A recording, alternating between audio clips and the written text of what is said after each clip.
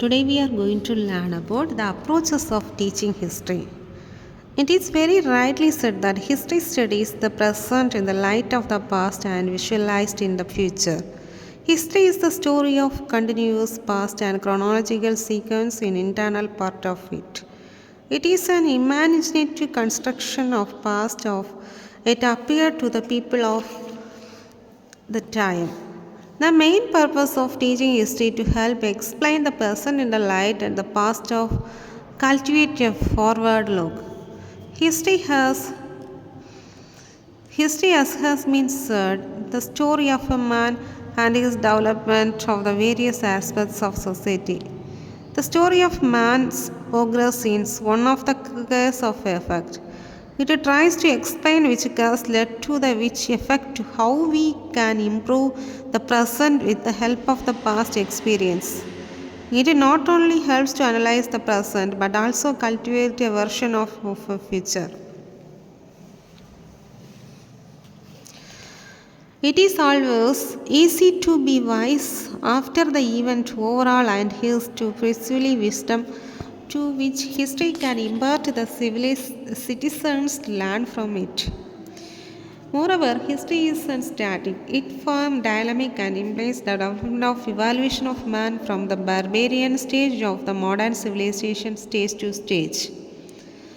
It is the study of man evaluation on the surface of this earth. History is the study of man of wonderful development through the successive ages extending over an unmeasurable long chains of centuries to coordinated with the man himself.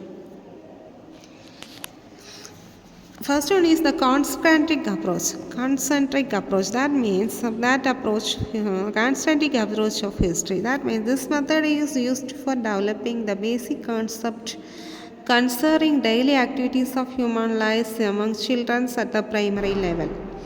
Gradually, with the development of mental faculties of children, the scopes and nature of these concepts is deepened and widened. In this way, by the time the children are too ready to leave the secondary stage, their ordinary mental concept take improved the shapes and became more comprehensive. They are now able to think the abstract terms. In this method, the whole content matter is taken as the whole at the every stage and gradually developed to the witness. For example, the children are introduced to the freedom struggle of 1857, freedom struggle 1857 in the primary class to telling about the leaders who played important role. In the junior secondary classes, they will told about the events, war, independence. By the time of the reach secondary classes, they will begin to see the cause of effect relationship about the multiple factors involved. In it, they will also be able to draw conclusions and compare and contrast our will freedom struggles of other countries.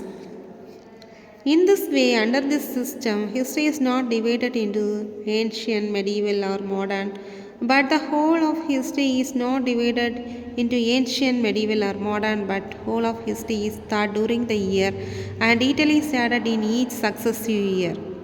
The whole course of history is taught again to each other to treat man, becomes more detailed as the people advance in age to mental maturity. It is a misconception that past history are easier to understand. Just as psychologists have provided to fragmentary concepts or ideas about history are psychological unsound. High, high stage, middle stage, and primary stage. High stage learning through ideas, middle stage learning through events, the primary stage learning through personalities. Merits of concentric approach. That means this method leads to sequential development. At the primary stage, children are given elementary knowledge about their immediate environment as they develop and move to higher classes. These very elementary concepts go on became and deep and comprehensive, leading to abstract thinking. This method is based upon the maxims from known to unknown, constrained to abstract, and easily to difficult, etc. This method helps in developing interest in history or any other social science among the students from childhood.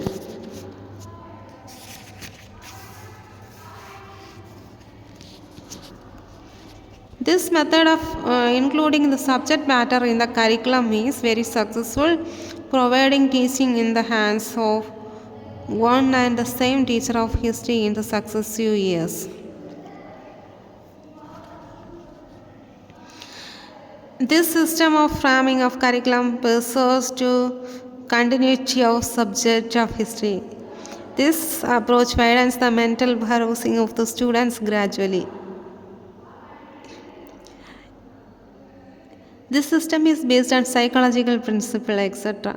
From the whole of us, the children learn history of the first place as the whole of afterwards analyze from the into the parts of when parts will be understood. They consolidate more definitive whole. The system of converting the curriculum of history is superior to that in the few topics taken every year, treated excellently to faster behavior of new topics taken for study. This strategy fostered continually unbroken learning to the subject matter history through secondary, and history higher secondary classes. This approach is also useful to early layers of dropouts because they gather glimpses of whole history at least of one stage of their school. Limitations of concentric approach. This method is not psychology sound because it fails to provide novelty. The children feel that they are studying the same topics in every class. Consequently, they do not experience curiosity and enthusiasm.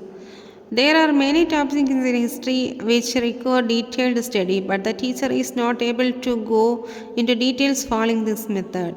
As a result, he is not able to clarify the concept involved, which leads to confusion in thought process of children. It is the confusion which makes the study of the subject uninteresting and difficult. One of the aims of the teaching of history is to develop the concept of time and space. But the method does not to help in the development of the concept. As discussed earlier, the scope of history is very comprehensive. The students are introduced to courageous acts, great historical personalities, and ancient period.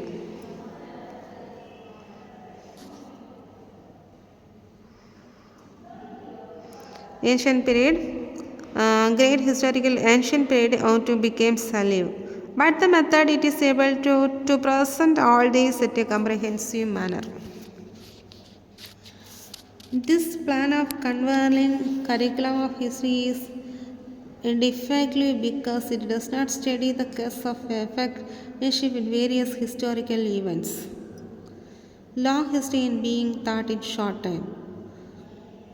So is then the chronological approach. That means the periodic approach method. The chronological approach method means the periodic method.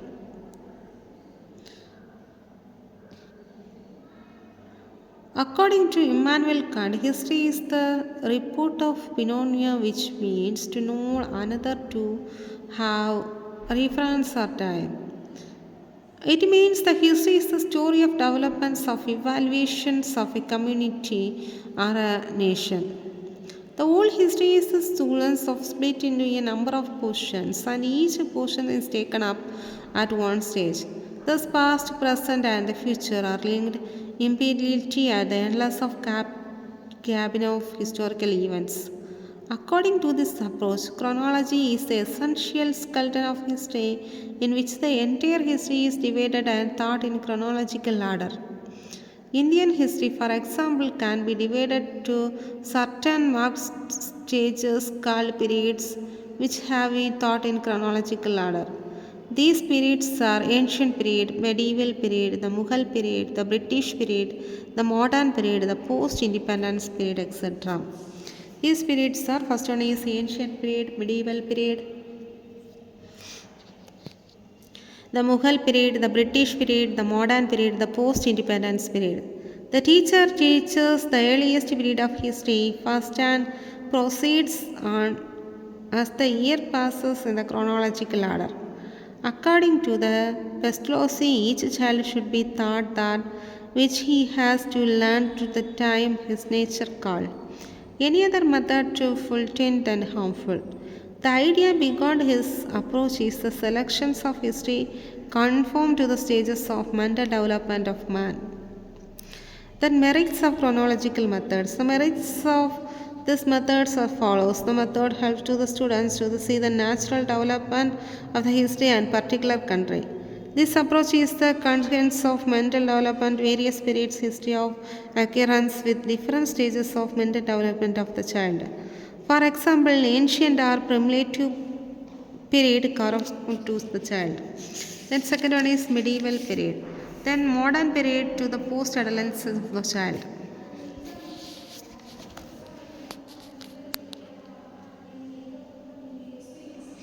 The students are led from the century to century and they get to clear idea from the time factor of the history along to the space factor. One of the aims of the history is to cultivate at the time and space sense and the development of historical imagination among the students.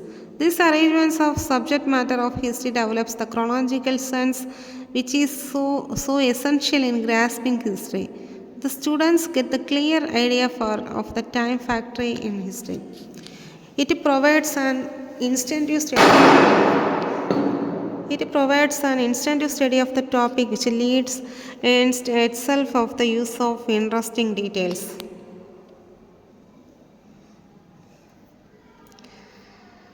New subject matter is presented in each class, thus interest is aroused in mind end. The introduction of new subject matter every year results in variety which goes a long way in solving the problems a classroom in discipline. According to C.P. Hill, chronological methods avoid to confusion for takes full advantage of the only continuous elements of order in the story of past sequence of the events. It accommodates children to the chronological outlook attitude to mind based upon habit. Limitations for drawback of chronological method. The plea of selection of history confusion of the stages of mental development of the child is not correct. There are several events in the early history to develop countries to the neither simple or easy to therefore do not suit of childhood stage. For instance of sociological problems which arose to the result of contact between Aryans and Dravidians in India.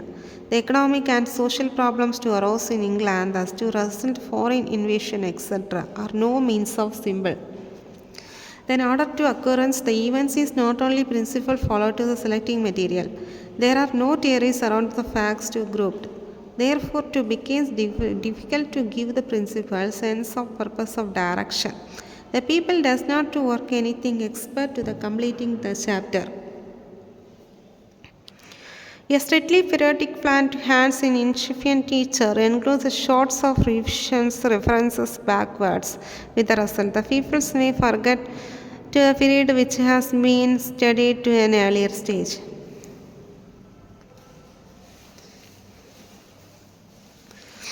The people who leave the school early and do not reach vitally important recent ideas times proposed to even the case of the students will drunk a class gap to left never to bridal affairs etc. It is became fashionable to declare chronology.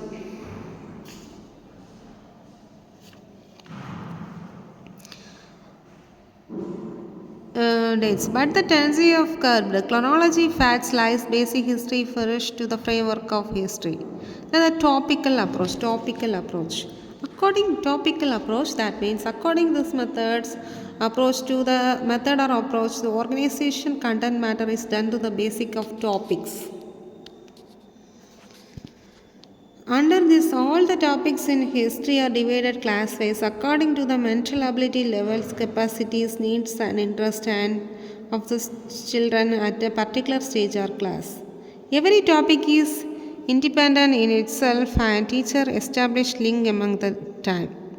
Easier topics of history are earmarked to the primary stage, a bit more difficult for junior secondary stage and more difficult for secondary classes.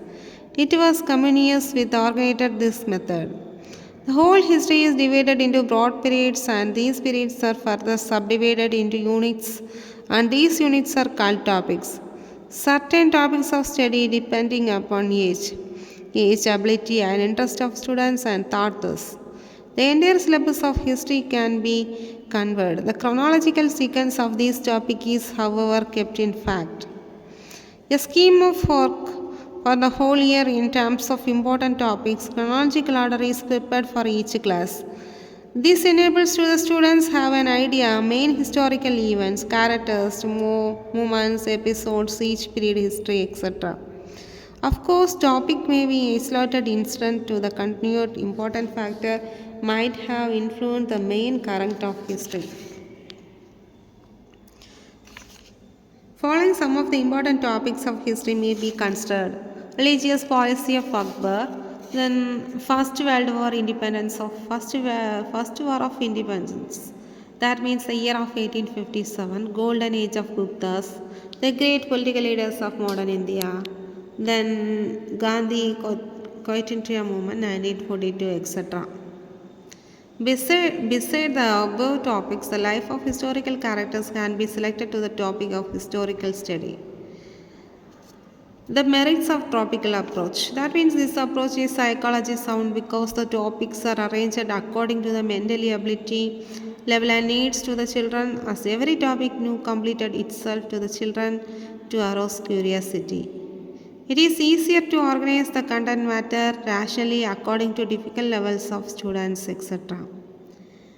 Topic wise organization of content matter makes the teaching of history more meaningful and purposeful one because every topic proceeds from easy to difficult. So the students do not feel much difficulty in understanding the content.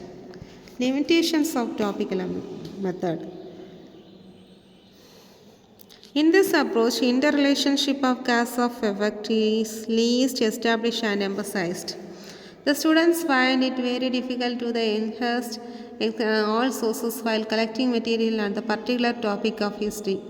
This plan of work is good for the students studying in senior secondary classes, colleges, and universities, but cannot be adopted in secondary schools' lack of library facilities. It is not an easy task to present and discuss all topics from all angles. All the angles. It is the true of the proceeds to known to unknown.